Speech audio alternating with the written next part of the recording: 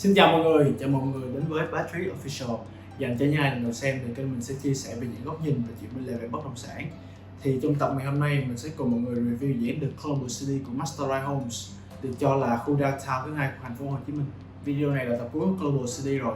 Thì đây là một dự án quá đặc biệt và nhiều điểm để nói, cho nên là mình không thể nào làm hết cho một tập như những dự án khác được.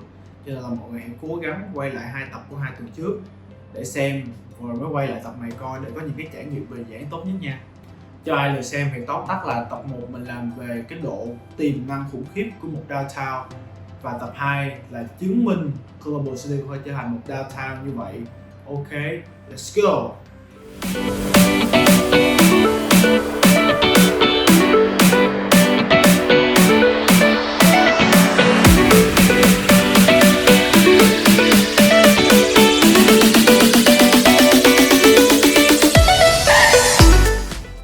Và đầu tiên mình sẽ đi qua những thông tin tổng quan của dự án, và mọi người hoàn toàn có thể search những thông tin này rất là dễ dàng trên internet ha. The Global City được phát triển bởi Masterlight Homes, là chủ đầu tư về bất động sản thương hiệu lớn nhất Việt Nam ở điểm hiện tại, với quy mô 117 ha, bao gồm 1.800 căn nhà phố, biệt thự và 10.000 căn hộ, và thời gian bàn giao toàn khu dự kiến là vào năm 2025.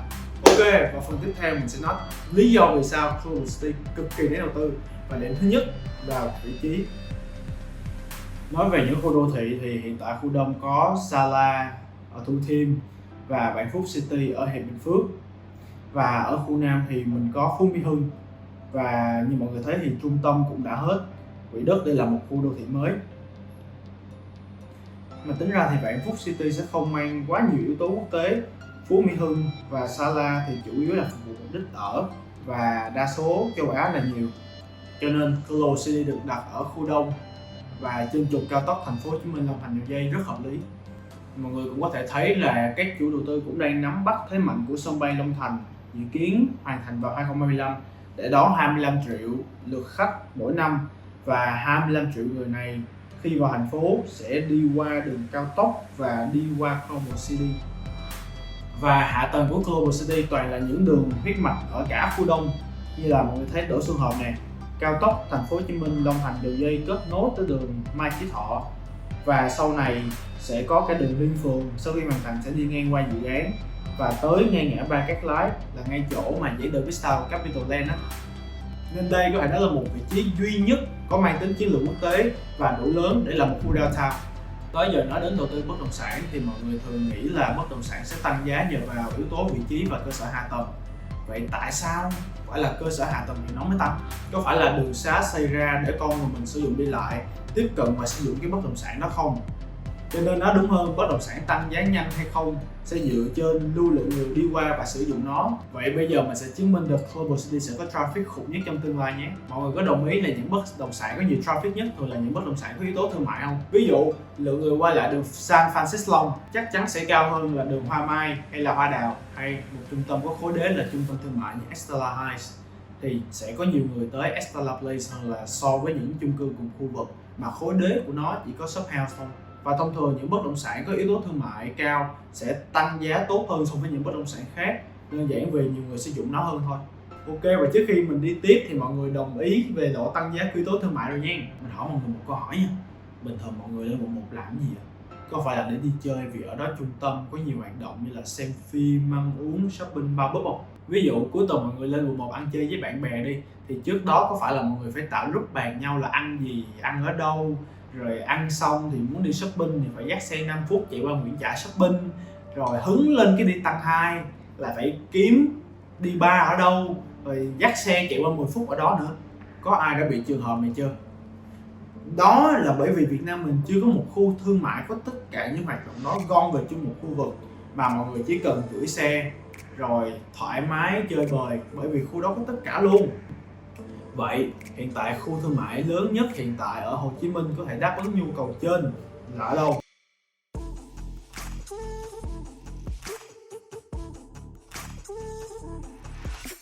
Tương tự mọi người có bạn nước ngoài mới tới Việt Nam chơi, cái nó kêu alo, tao muốn đi shopping mà dắt tao đi cái trung tâm thương mại xịn nhất ở Hồ Chí Minh đi, thì mọi người dắt đi đâu? Takashi Maya đúng không? vì nó là xịn nhất rồi. Nếu mọi người đã từng qua Thái hay qua Sing mà giống mấy cái khu mall của họ rồi đó, thì mọi người sẽ thấy là Taka nó giống như cái móng tay của họ vậy đó. Cho nên thương mại của mình còn đang rất là tệ, mà vấn đề thì sẽ cần giải pháp để cải cách lại cái cách mà thành phố Hồ Chí Minh đang làm thương mại, và mình tin Global City sẽ là giải pháp.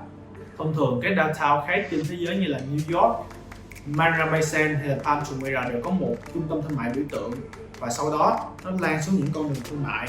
Thì Global City là dự án duy nhất làm được tốt cả trung tâm thương mại và con đường thương mại.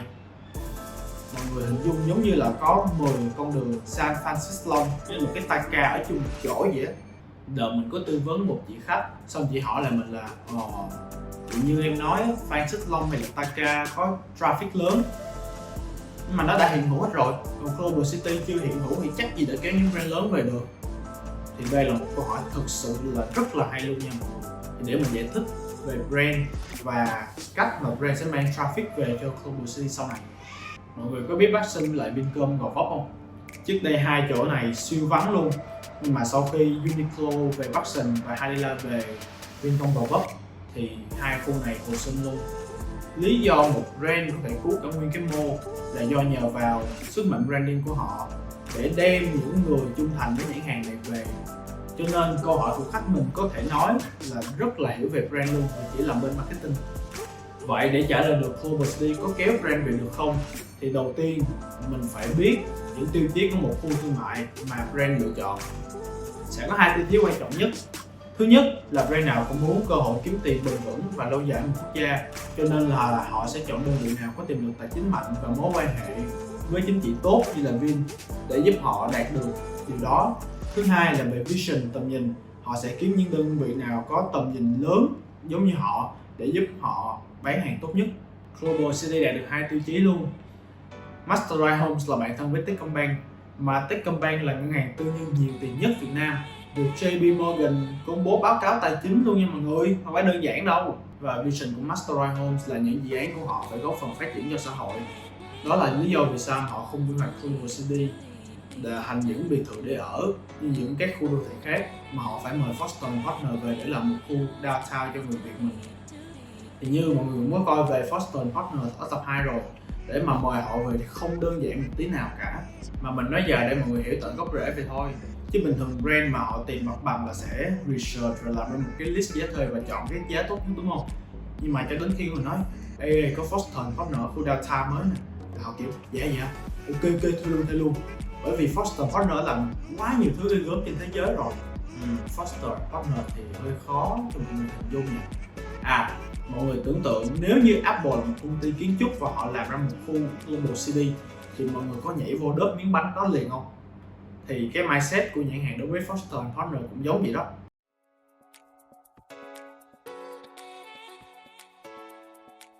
Tính cái quần lại, mọi người khỏi phải lo là brand có kéo về Global City không? Nhiều khi brand còn phải giành được nhau, nên là toàn là brand premium quốc tế không nha. Lúc đó mà tha hồ kéo traffic về. Giống như mọi người qua Paris thì phải chụp hình với tháp Eiffel, hay là Sydney thì chụp hình với hát con sò vậy á. Thì chưa bàn tới traffic từ thương mại, chứ mình nghĩ là traffic từ mà chụp hình cái phim của Mão là quá trời đó. Và yếu tố cuối cùng là Global City là một khu đô thị cộng hưởng từ Sài Gòn Sports City của Capitol. Kế bên là trung tâm thể dục thể thao Rạch Chiếc, là nơi mà sau này người Việt mình sẽ tổ chức các giải thể thao mang tính quốc tế ở đó. Cả ba khu mang tính cộng hưởng, vì sau này khi mà người ta xem thể thao xong thì lúc về người ta có thể đi qua hai dự án này để đi chơi. Nhiều khi sau này là mọi người đi bảo ở trong hai khu này luôn cũng nên chứ. Mà Global City đã làm tốt như vậy rồi thì mọi người nghĩ Capitol có thể làm Sài Gòn Sports City tốt tương tự không? Thì đây cũng là một yếu tố giúp Global City tăng giá. Và cuối cùng, đây là phần thích nhất.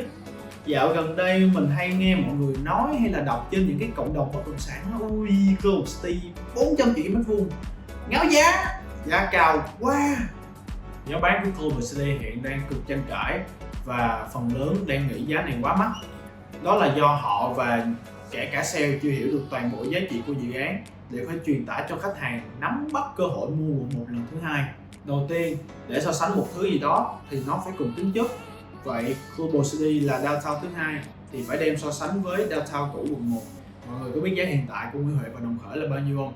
Gần đây có một công ty mình không tiện nói tên đã gom rất nhiều bất động sản của Nguyễn Huệ và set mức giá là 3 tỷ trên mét vuông.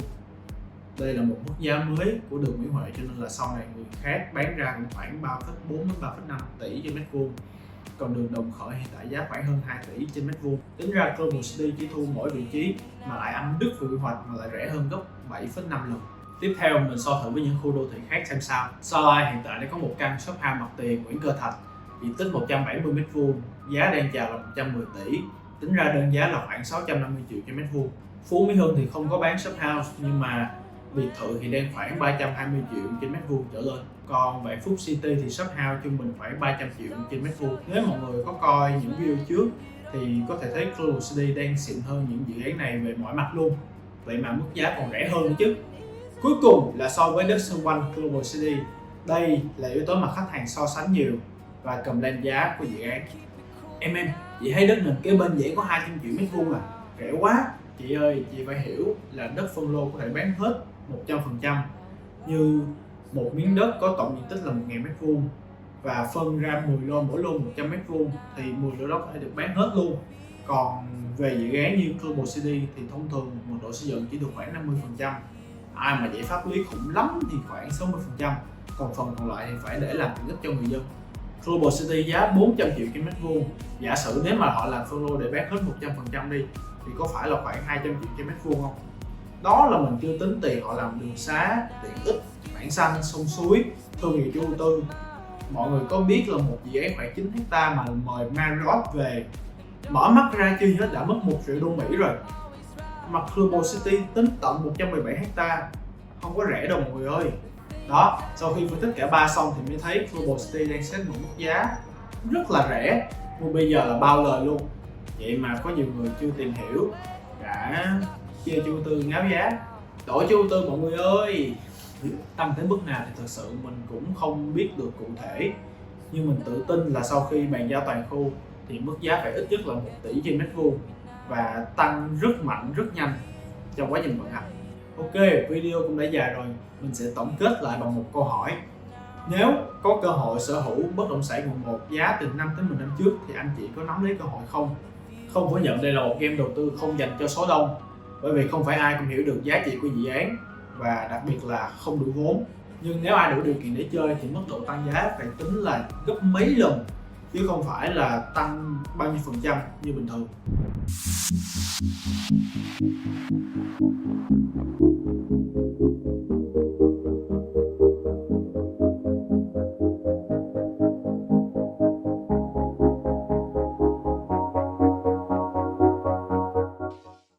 Nếu mọi người đang muốn nắm lấy cơ hội này thì hãy liên hệ mình ngay lập tức, vì giá sẽ càng ngày càng tăng sau nhiều đợt mở bán. Cảm ơn mọi người đã theo dõi và hãy ủng hộ mình bằng một like và một subscribe để video này được lan tỏa tới nhiều người hơn nữa, và ấn cái chuông để không bỏ lỡ những video sau này. Bye bye!